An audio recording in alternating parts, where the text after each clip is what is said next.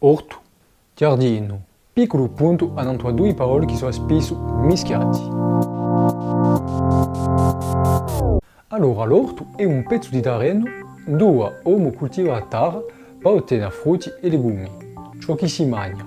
Il giardino è un terreno vicino a una casa coltivato a arbori e fiori d'ornamento, dando sue funzioni che hanno da sfarinza i due parole, l'orto per mangiare, il giardino per decorare. Piccolo punto si dice buon all'orto. Per ciò che tocca all'origine, orto viene dal latino hortus. Hortus insegna nascita, viene da oreor, che vuol dire esce da, che è lo stesso viene dall'indoeuropeo gerd, acciudinda, cendia, di sta radica sorsciuti parole di un greco anziano, per esempio, cortos, che è un logo cinto da sepi, il lituaniano gardas, il ceco had, l'inglese yord, l'alemano garten, il romano gard e usa scritto gra. Bon, ma questa è Wikipedia che dice, non avete mica bisogno di me. Ciò che è interessante di queste parole è che li si assomigliano di dia alla parola giardino.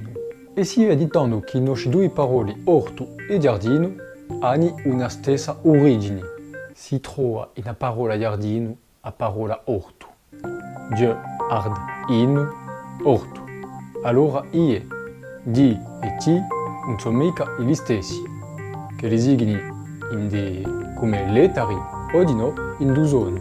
Ma questa esiste di nuovo in corso che, secondo le regioni, usano un fonema T può diventare D dopo a una vocale.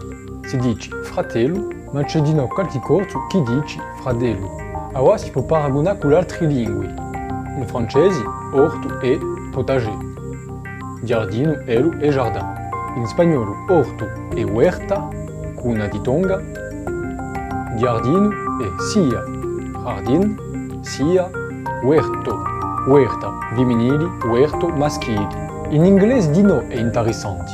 Il giardino si dice garden e l'orto si dice kitchen garden, tanto è il giardino che si mangia. Bon, in italiano, ben inteso, orto, giardino e le altre lingue. Allora, in linguistica, quando due lettere sono invertite, si chiama una metatesi, ard, A-R, gra, R-A. Spero che avete passato una bella stonda e, come diceva l'altro, ci vuole coltivare il orto. O giardino.